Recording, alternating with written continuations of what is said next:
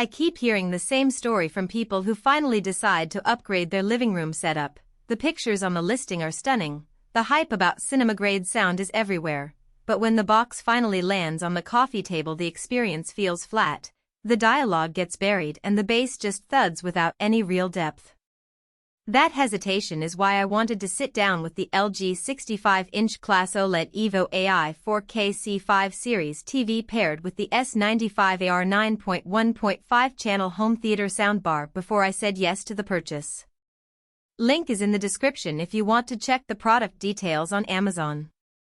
First off, let's talk about why a lot of people end up disappointed with premium soundbars. The most common complaint is that they sound great on demo units but lose punch once you move them into a real-world room, especially when you're trying to watch a dialogue-heavy drama or a bass-heavy action movie. The LG S95AR tries to solve that by pairing a redesigned subwoofer with a full 9.1.5-channel array, and it does a decent job.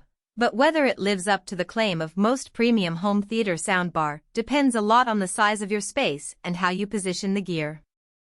If you're the type of viewer who spends evenings binge-watching Netflix series, cares about catching every line of a courtroom drama, and wants to feel the rumble of a car chase without shaking the whole house, you'll appreciate a few specific strengths of this combo. The OLED panel on the C5 TV is genuinely bright for an OLED, thanks to LG's brightness booster. In a well-lit living room the picture stays vibrant, which means the on-screen subtitles and captions stay legible, something that's often a pain point with older OLEDs that get washed out by sunlight. Because the TV runs AI-enhanced processing, you'll notice that upscaled content looks cleaner, and the color accuracy holds up even after long viewing sessions. That visual fidelity works hand-in-hand with the soundbar's dialogue clarity. The S95AR uses a dedicated center channel that's physically separated from the left and right drivers, so spoken words sit front and center without getting smeared into the ambient mix. In my testing with a recent mystery thriller, the protagonist's whispered clues were audible even when the background score swelled. The bass performance is where the redesigned subwoofer really steps up. LG markets it as enhanced bass, reimagined, and on a medium-sized room, about 250 square feet, the low end feels tight rather than boomy.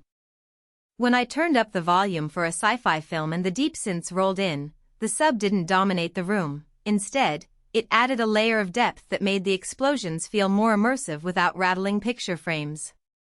That's a practical win for anyone who wants a home theater feel but lives in an apartment where you can't blast the volume through thin walls.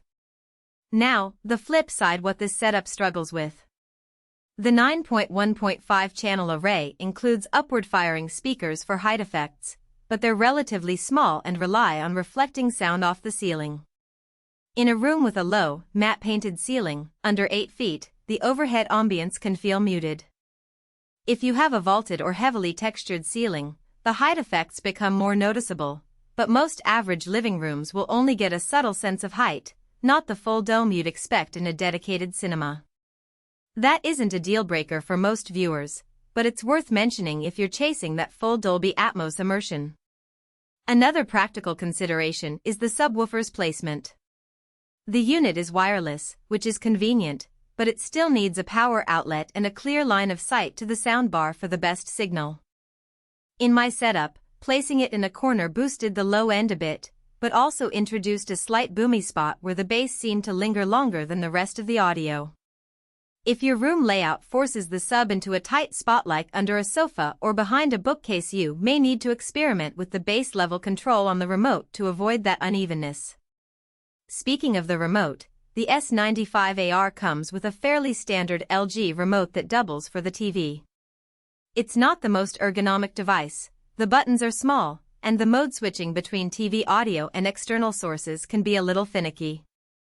I found that once I programmed the HDMI-RC input to be the default, I rarely needed to toggle manually, but the learning curve is real if you're used to a dedicated soundbar remote with a single Dolby Atmos button. On the bright side, the TV's AI voice control integrates with the soundbar, so you can ask your smart speaker to raise the volume or switch inputs without hunting for a remote at all. Connectivity is solid. The TV supports HDMI-RC, which means the full 9.1.5 channel signal can travel over a single cable to the soundbar, preserving the immersive audio without compression. If you're a gamer, the low latency mode on the TV syncs well with the soundbar, so you won't notice any lag between the on-screen action and